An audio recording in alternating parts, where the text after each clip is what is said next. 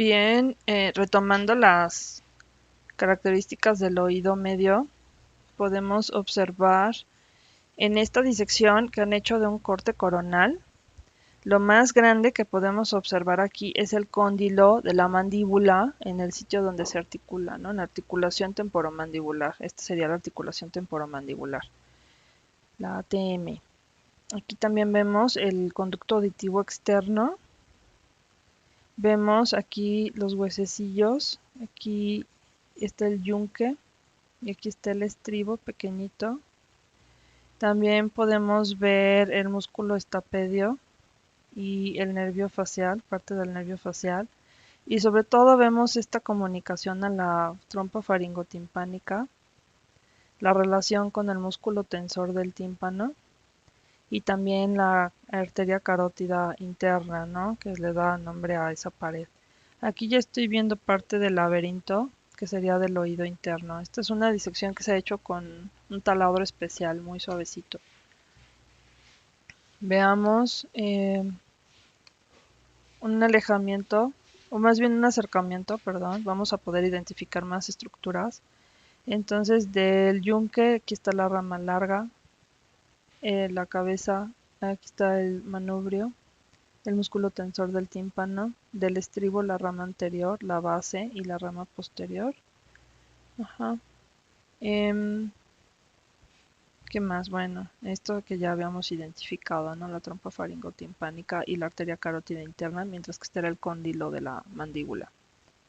Esta es una vista lateral del hueso temporal que les mencionaba, como dice aquí, es un hueso izquierdo. Esta es la parte plana del temporal, es la escama. Ajá. Este es el proceso que se encuentra en este hueso temporal. Este es el proceso mastoideo, no tiene proceso estiloideo porque se rompió. Y este es el meato auditivo externo. Ajá. Recuerden que el conducto auditivo externo tiene una parte em, membranosa si quieren, de tejidos blandos y otra parte ósea, que es esta, aquí en el interior. Y aquí vemos unos conductos, bueno, canales, surcos en el hueso. Okay. Aquí vemos otra disección. Vamos a identificar, aquí sí se ve la apófisis o proceso estiloideo. ¿Qué otra cosa ósea que nos sirva de ayuda? Mm, bueno, sí, la trompa. La trompa faringotimpánica en su porción ósea y su porción cartilaginosa. Entonces, si vemos aquí la trompa y la apófisis o proceso estiloideo, vemos que esta sería como la parte anterior y esta la parte posterior. Luego estoy viendo, esta está muy padre, porque aquí veo el orificio estiloideo y el nervio facial. Como está bajando, sale por el orificio estiloideo y va a formar estas ramas para inervar eh, en la cara, ¿no? Que se meten primero en la glándula y forman ese pequeño plexo. También estoy viendo la pared carótida relacionada con la arteria carótida interna, el músculo tensor del tímpano, aquí está el promontorio. ¿Qué más veo? La cuerda del tímpano en relación con el nervio facial, ajá, que está atravesando por el oído medio, y este músculo elevador del velo del paladar. Ok, aquí lo vemos ya sin nombres. Bueno, veamos las características del oído interno. Les decía que podíamos revisar nuevamente este dibujo. El oído interno es la porción del órgano vestíbulo coclear que se encuentra en la porción petrosa del hueso temporal, en la porción como más compacta, y sirve para la percepción de cambios de postura y de los sonidos. Entonces vemos aquí la relación también del oído interno con el orificio o meato auditivo interno por el que pasan el nervio facial y el nervio vestíbulo coclear con su división vestibular y su división coclear. Ajá. Aquí tenemos otro hueso temporal. Este no lo tenemos nosotros. Es una fotografía del Atlas de Bassett. Aquí vemos la escama del temporal, el proceso cigomático o apófisis cigomática, el meato auditivo externo, apófisis o proceso estiloideo, la mastoides, y el surco que les mencionaba, que es para la arteria occipital. Esta sería la porción petrosa, esta sería la porción mastoidea del temporal. En una visión inferior vemos el proceso cigomático, el conducto auditivo externo, bueno, sería así. El proceso mastoideo, les digo, es una visión inferior. El foramen estilo mastoideo, por donde sale el nervio facial o estiloideo. El apófisis estiloides lo estamos viendo de frente, entonces por eso no se distingue la longitud, ¿no? Sí. Y el canal carotídeo, que ya les había señalado yo en otro hueso. En esta disección vemos el conducto auditivo interno, el conducto auditivo externo entra por aquí. Ajá, esta es la parte más externa de la cabeza. Por eso tengo aquí la línea quebrada, ¿no? Ajá, y por aquí hubiera estado la membrana timpánica. Este sería el oído interno. Y este es el conducto del nervio facial, así como el canal de la arteria carótida interna. Bien, en el oído interno tenemos un laberinto óseo que está conformado por la porción petrosa del hueso temporal y está lleno de perilinfa.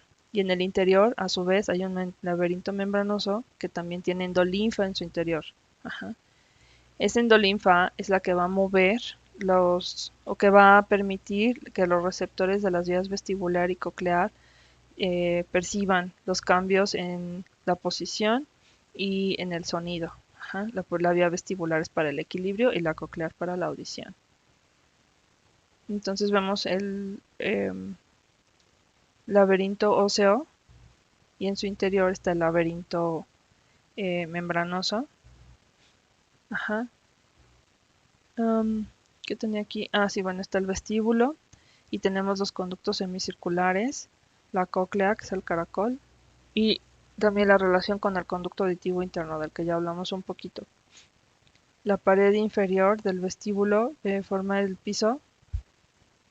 Este sería como la parte del vestíbulo. Ajá, aquí está delimitada. La pared anterior tiene una parte alta y una parte baja. La parte alta está relacionada con el conducto y el nervio facial y la parte baja con la rampa vestibular de la cóclea. Sería esta. Y la parte alta sería esta de acá. La pared posterior presenta un orificio del extremo ampular del conducto semicircular posterior, que serían estos canales semicirculares, ¿no?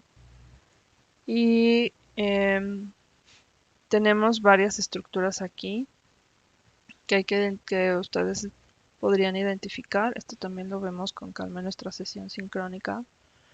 También tenemos los conductos semicirculares, uno anterior, uno lateral y uno posterior, con sus características específicas. Un extremo del canal tiene una ámpula, es decir, una dilatación, y el otro no. Ajá. Los extremos no ampulares de los conductos semicirculares anterior y posterior se unen aquí, vean, y terminan en el vestíbulo, juntos.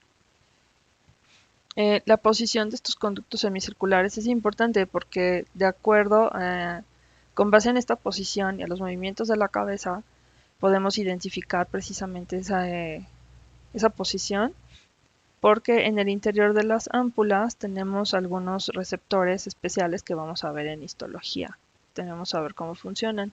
La cóclea es este círculo, este caracol, tiene una forma de cono como la base sobre la que giran estas rampas.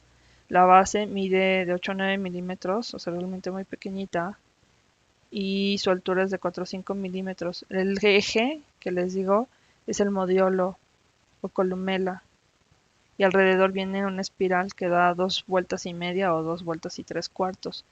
Y en la cúpula se presenta un helicotrema y, o sea, el helicotrema es un espacio que comunica las rampas vestibular con la timpánica. Es una comunicación en la parte más superior. Aquí se ve más o menos el helicotrema. Tiene una lámina ósea espiral, una laminilla vestibular y una laminilla timpánica. En estas fotografías de microscopía electrónica de barrido podemos ver estas láminas, cómo forman la escala la rampa vestibular, la rampa media y la rampa timpánica. A través de ellas va a haber circulación de líquido y sobre todo en la rampa media, en esta zona, tenemos esos receptores que detectan los movimientos, ¿no? Y de los cilios de las neuronas y van a detectar entonces el sonido y la amplitud de ese sonido y van a poder después mandar la información al sistema nervioso central para que nosotros sepamos si son sonidos agudos o graves según si nos encontramos en la base de la cóclea o si nos encontramos en la parte más alta y y también poder interpretar los sonidos, por ejemplo, las palabras que estoy diciendo ahora mismo. Ajá. Bien, estas fotografías las vamos a revisar también en histología para que veamos con mayor claridad estas células. Aquí tenemos las características del conducto auditivo interno, perdón, mide 1 centímetro de largo, está en la porción petrosa del hueso temporal, aquí lo estamos viendo en una visión medial. Tiene una cresta transversal que lo divide en una porción superior y una porción inferior y a través de él pasan el nervio facial y el vestíbulo coclear, así como unos vasos laberínticos. Esta imagen está súper padre y podemos verla en nuestra sesión sincrónica para que podamos identificar las partes. También tenemos acá otros nervios de interés para ustedes. Yo creo que eso es como lo más importante. Ah, no. Aquí tenemos lo del laberinto membranoso. Les decía que es como un tubo dividido por rampas que va alrededor del eje de la columela. Estas rampas, sobre todo la media, tiene estas células que son los receptores que están en contacto con la membrana tectorial. Entonces, con base en el movimiento de este líquido, se va a mover la membrana tectorial y eso va a estimular a los cilios de estas neuronas internas y externas y van a llevar la información a través de fibras nerviosas, les digo, primero al ganglio espiral que está aquí en la columela y luego estos ganglios van a tener la salida de los axones. Estas son neuronas bipolares. Entonces no tengo así como realmente un axón pre o post sináptico, es un axón nada más, que corresponden a la primera neurona de la vía coclear que se va a revisar después en neuroanatomía. Aquí tenemos una fotografía de microscopía de luz, súper bonita, de esta membrana tectorial con las neuronas. Esto lo vamos a ver con más calma en esto. Muy bien. Esto también está súper bella. La membrana de Reisner. Y bueno, aquí está la membrana. Es esta. Es esta, tectorial. Ok. Bueno, yo creo que esto es lo más importante y podemos revisar nuevamente estos temas durante nuestra sesión sincrónica.